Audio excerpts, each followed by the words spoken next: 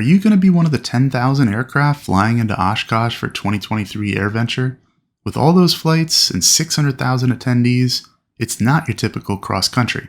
Think of this like it's your entire home state driving to the biggest game of the college football season, and everyone has to file in and park at the stadium, only now replace the cars with airplanes and you get an idea of the logistics involved. EAA puts out a notice for each year's show, sometimes called the Oshkosh NOTAM, for aircraft flying in and departing. We'll take you through an example flight to highlight the procedures and what you might expect flying in, but it's absolutely imperative that you read the notice if you're flying into Oshkosh or one of the surrounding airports. It's on the EAA website, or just Google something like Oshkosh NOTAM or Notice. There are changes to it every year, which are highlighted right on page 1. This year, they've removed the Fond du Lac diversion procedure and changed the pattern for ultralight aircraft. On our example flight, we've left College Park, Maryland, and landed in DuPage, west of Chicago, for our final fuel stop. Fuel management is critical on the Oshkosh flight. You can expect to join a conga line of arriving aircraft up to 50 miles from the field, and holds and diversions are commonly assigned due to overcrowding. Make sure you got plenty of fuel to accommodate. We're departing runway 20 right from DuPage and climbing to 3,500 feet. We'll use the Chicago flyway chart to navigate out from under the Bravo shelf. This route keeps us below the Bravo, which starts at 4,000 here, and it's for good reason. Westbound departures from O'Hare will be holding 4,000, so we want to give them room. Now, this is what a direct shot looks like from DuPage to Oshkosh, but there will be a VFR transition which begins somewhere west of the field and funnels all arrivals into the airport. We'll talk more about these transitions in a bit, but they start out here to the west. So from the north end of the Chicago Bravo, we're going to be navigating much closer to Madison's Class Charlie. The EAA notice shows us preferred transitions around busy airports. Here's the one for Madison. We'll use the transition east of the airport here, taking us over the town of Columbus, Wisconsin. It's very unlikely that you'll be able to get flight following for most of this route due to the high traffic volume, but you can monitor Madison approach on the frequency here. This will be a great way to build situational awareness for the arrival, as most of the aircraft on frequency will be Oshkosh bound. The notice recommends receiving the Oshkosh ATIS on 125.9 within 60 miles of the airport, which is about where we are over the town of Columbus.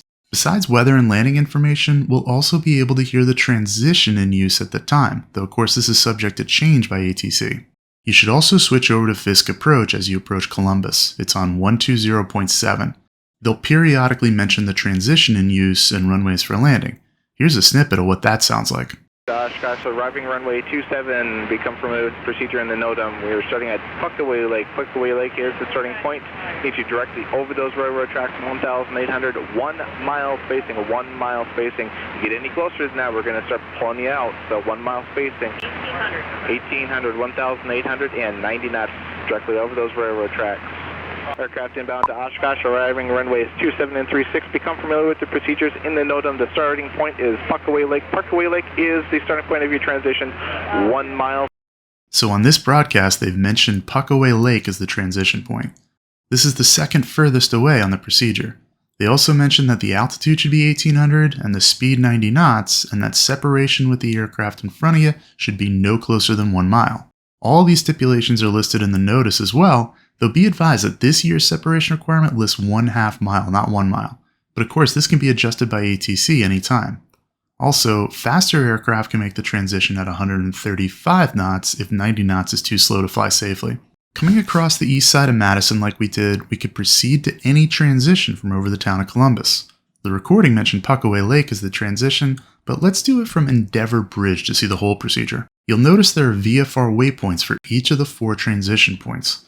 But it's stressed in the notice, and ATC will mention too, that you shouldn't rely on GPS for navigation, but should visually follow the railroad track and lake shore as appropriate. We'll be following aircraft visually, and as we approach the transition point, Endeavor Bridge, we should find an aircraft that we could slide in behind.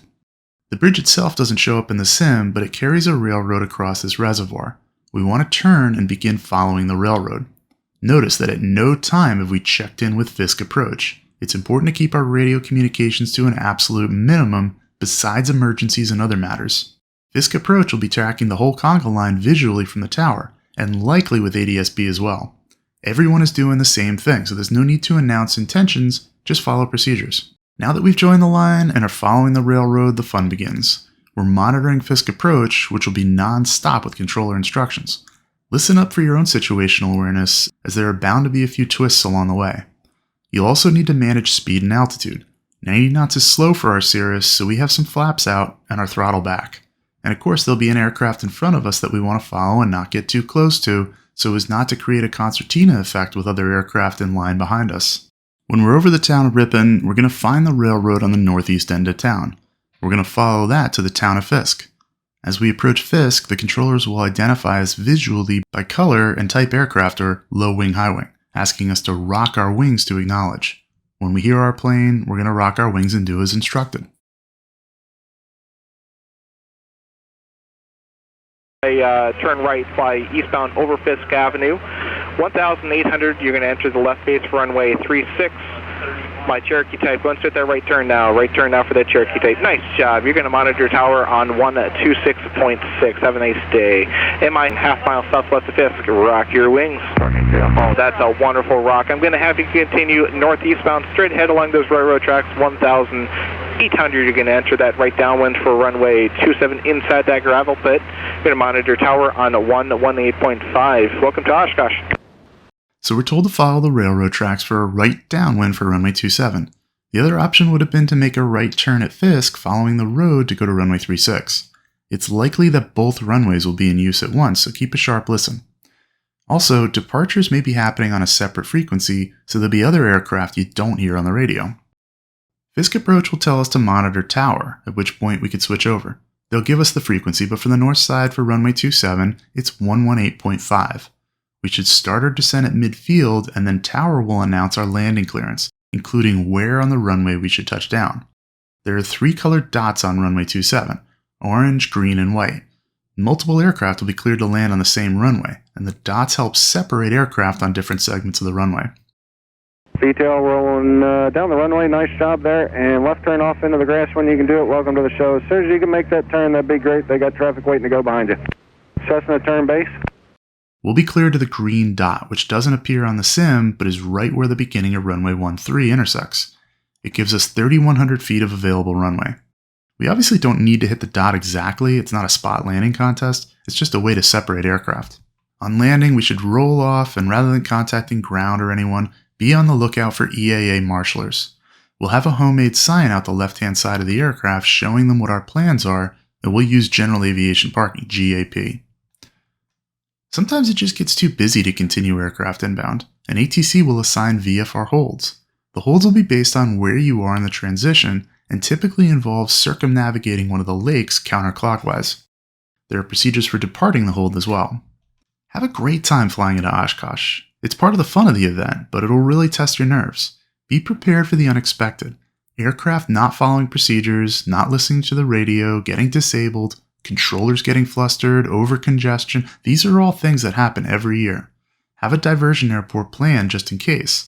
There's public transport to Oshkosh from many of the airports in this part of the state. Don't clog up the Fisk approach and Oshkosh Tower frequencies with any unnecessary comms. Only use it for emergencies or if you have to go around. And by all means, please read the EAA notice in full before setting off. This video is no replacement for being familiar with the full notice. We've highlighted some items in it, but there are more details within. Bring plenty of fuel, and consider having a friend or two along to help with spotting aircraft. Let us know how you did, and look out for another video covering Oshkosh departures.